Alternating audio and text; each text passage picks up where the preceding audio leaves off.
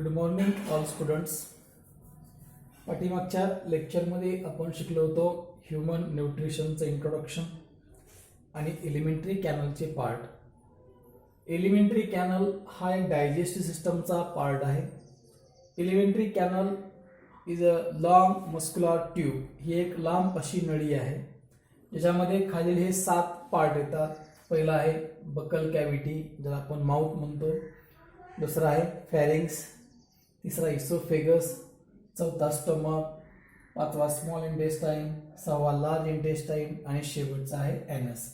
तर पाठीमागच्या लेक्चरमध्ये आपण पहिला पार्ट शिकलो होतो माउथ किंवा बकल कॅव्हिटी. त्याच्यामध्ये टीथ, टंग हा पार्ट आपण शिकलो होतो. आता आजच्या लेक्चरमध्ये बघू आपण दुसरा पार्ट जो आहे ज्याला आपण फॅरिंग्स म्हणतो. Buccal cavity leads to pharynx. Buccal cavity नंतर पुढचा जो भाग आहे त्याला आपण फॅरिंग्स म्हणतो. फॅरिंग्स एक शॉर्ट अशी ट्यूब आहे जी माउथ पासून अराइज होते. ही एक शॉर्ट अशी ट्यूब आहे जिची लेंथ 12 सेंटीमीटर आहे. It is about 12 centimetre in long.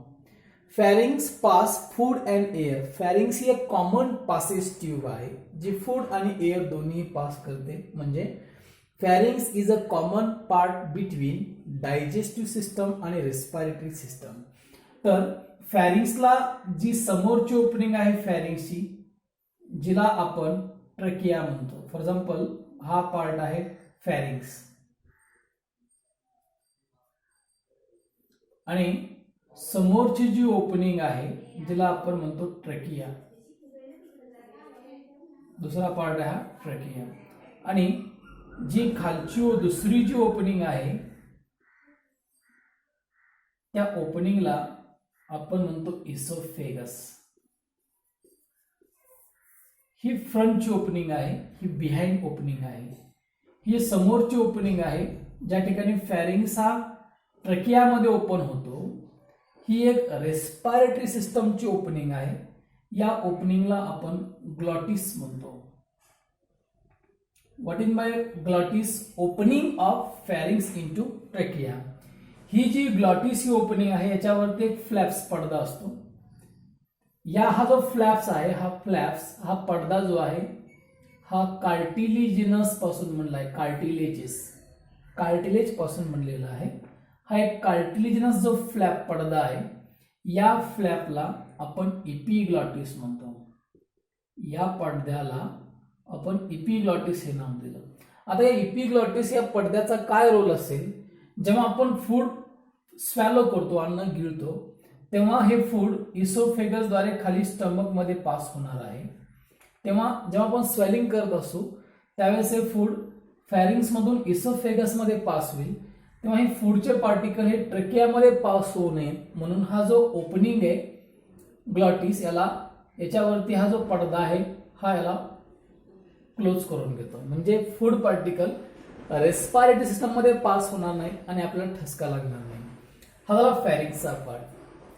अशा प्रकारे आपण फॅरिंग्स शिकलो. फॅरिंग्स एक शॉर्ट ट्यूब आहे जिची लेंथ 12 सेंटीमीटर आहे. मस्क्युलर ट्यूब आहे जिला 2 ओपनिंग आहेत. एका ओपनिंगला म्हणतो आपण ग्लॉटिस. ही जी ओपनिंग आहे ज्या ठिकाणी फॅरिंग्स हा इसोफेगस मध्ये पास झाला या ओपनिंगला आपण गलेट्स म्हणतो. आणि नंतर हा इसोफेगस पुढे स्टमक मध्ये पास होणार आहे. अशा प्रकारे एलिमेंटरी कॅनल मध्ये दुसरा पार्ट आपण शिकलो फॅरिंग्स. आता तिसरा जो पार्ट आहे ज्याचं नाव आहे इसोफेगस. तिचं नाव आहे oesophagus. Pharynx leads to oesophagus. फॅरिंग्सच्या नंतरची पुढची जी ट्यूब आहे त्या ट्यूबला आपण इसोफेगस म्हणतो. उदाहरणार्थ हा पार्ट आहे इसोफेगस.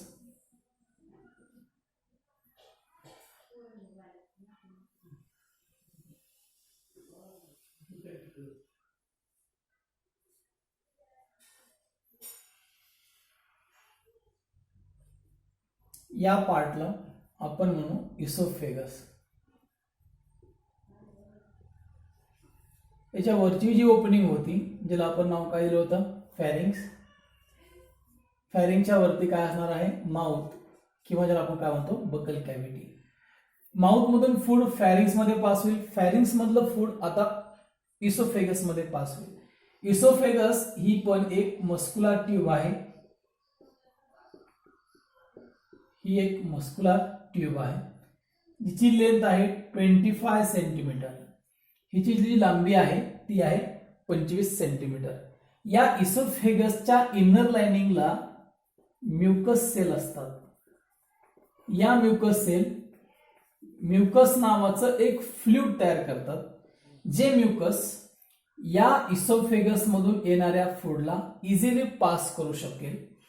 नंतर दुसरा पॉइंट, हिस्टोलॉजिकली जर आपण इंटरनली याचा स्टडी केला टिश्यूचा, हिस्टोलॉजिकली वॉल ऑफ इसोफेगस, इसोफेगसचा जो इंटरनल वॉल आहे, हा इंटरनल वॉल इसोफेगसचा हा दोन प्रकारच्या मसल पासून बनलेला असतो. एक असते पहिली सर्क्युलर आणि दुसरी असते लॉन्जिट्युडनल मसल. बघा, इसोफेगसचा इनर वॉल जो आहे तो दोन प्रकारच्या मसल पासून बनला आहे. एक आहे सर्क्युलर मसल, दुसरी आहे लॉन्जिट्युडनल मसल. या ज्या मसल्स आहेत या लॉन्जिट्युडनल मसल आणि सर्क्युलर मसल यांचं होतं रिदमिकली म्हणजे तालावरती कॉन्ट्रॅक्शन आणि रिलॅक्सेशन. त्यांचं कॉन्ट्रॅक्शन आणि जेव्हा रिलॅक्सेशन होईल त्या मुवमेंटला, त्या हालचालीला आपण म्हणतो पेरिस्टॅल्सिस. या मुवमेंटमुळे, या हालचालीमुळे इसोफेगस मधून फूड स्टमक मध्ये खाली पास होतं. म्हणजे इसोफेगसचं मेन फंक्शन आहे passage of food from pharynx to stomach. अशा प्रकारे आपण इसोफेगस हा पॉइंट शिकलो. ही एक मस्क्युलर ट्यूब आहे जिची लांबी 25 सेंटीमीटर आहे. इसोफेगस चा जो इनर पार्ट आहे, ज्या ठिकाणी म्युकस सेल आहेत, जो म्युकस नावाचा फ्लुइड तयार करतो. म्युकसमुळे फूडचं लुब्रिकेशन होतं आणि फूड इझिली फॉरवर्ड डिरेक्शनला पास होतं. इसोफेगस हा जो वॉल आहे तो दोन प्रकारच्या मसल पासून बनलेला आहे, लॉन्जिट्युडनल मसल आणि सर्क्युलर मसल. त्यांचं रिदमिकली कॉन्ट्रॅक्शन आणि काय होतं, रिलॅक्सेशन, म्हणून फूड हे स्टमक कडे पास होतं. या प्रकारच्या मुवमेंटला आपण पेरिस्टॅल्टिक मुवमेंट देखील म्हणू शकतो. इसोफेगसचं मेन फंक्शन आहे passage of food from pharynx to stomach. इसोफेगसच्या नंतर फूड हे स्टमक मध्ये पास होणार आहे. आता बघा, इसोफेगसच्या नंतर पुढचा पार्ट आहे स्टमक. इथे बघा, इसोफेगसचा डायमीटर हा कॉन्स्टंट आहे, परंतु स्टमकचा डायमीटर हा कॉन्स्टंट आहे का? नाही, विथ व्हेरिएबल डायमीटर. त्याचा प्रत्येक ठिकाणी डायमीटर हा वेगळा आहे. आता पुढचा पार्ट आहे स्टमक. स्टमक एक सॅक लाईक स्ट्रक्चर आहे ज्याचा शेप जे शेप आहे. आता स्टमकची जरी आपण लांबी पाहिली तर ती असते 25 ते 30 सेंटीमीटर या रेंजमध्ये. स्टमकचे दोन रिजन असतात. हा जो वरचा रिजन आहे याला आपण कार्डियाक रिजन म्हणतो, आणि हा जो खालचा रिजन आहे याला आपण पायलोरस रिजन म्हणतो. स्टमकचे दोन रिजन आहेत. वरच्या रिजनला आपण कार्डियाक आणि खालच्या रिजनला आपण पायलोरस म्हणतो.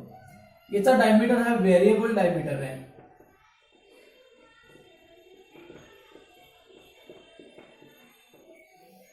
प्रत्येक ठिकाणी स्टमकचा डायमीटर हा वेगळा आहे. आता स्टमकचे तसे आपण दोन रिजन सांगितले, कार्डियाक आणि पायलोरस. तसे स्टमकचे 4 रिजन असतात. It has 4 part. हा जो पहिला पार्ट आहे म्हणतो आपण कार्डियाक.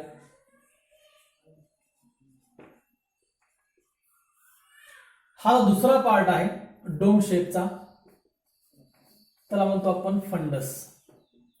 हा जो डोम शेपचा 2 नंबरचा भाग आहे त्याला म्हणतो आपण फंडस. आणि ही इंटरनली जी आतमधली ही जी संपूर्ण मिडल जो पार्ट आहे त्याला म्हणतो आपण बॉडी.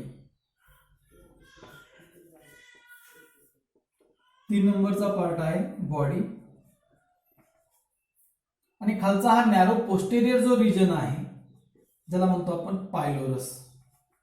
बघा, स्टमकचे किती पार्ट आले? 4. पहिला पार्ट आहे कार्डियाक. कार्डियाक असा पार्ट आहे ज्या ठिकाणी इसोफेगस आणि स्टमकचं जंक्शन आहे, ज्या ठिकाणी दोघे एकत्र मिळतात. तर त्या ठिकाणी एक मसल आहे, त्या मसलला म्हणतो आपण कार्डियाक स्फिंक्टर. उदाहरण त्या ठिकाणी कार्डियाक स्फिंक्टर आहे. या कार्डियक स्फिंक्चरचा रोल आहे, जेव्हा इसोफेगस मधून फूड स्टमक मध्ये येईल, हे स्टमक मधलं फूड परत इसोफेगस मध्ये जाणार नाही.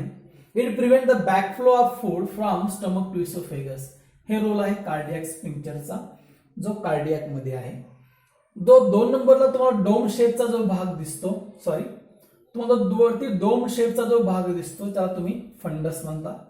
मिडल जो पार्ट आहे त्याला आपण बॉडी म्हणतो. त्या ठिकाणी स्टमक मध्ये टेम्पररी फूड स्टोअर होईल.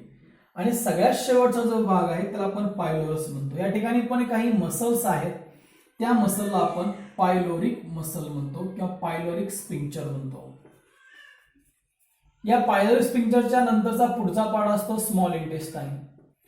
स्मॉल इंटेस्टाईन मधलं फूड परत स्टमक मध्ये येणार नाही. या ठिकाणी जो स्फिंक्चर असतो त्याचं नाव आहे पायलोरिक स्फिंक्चर.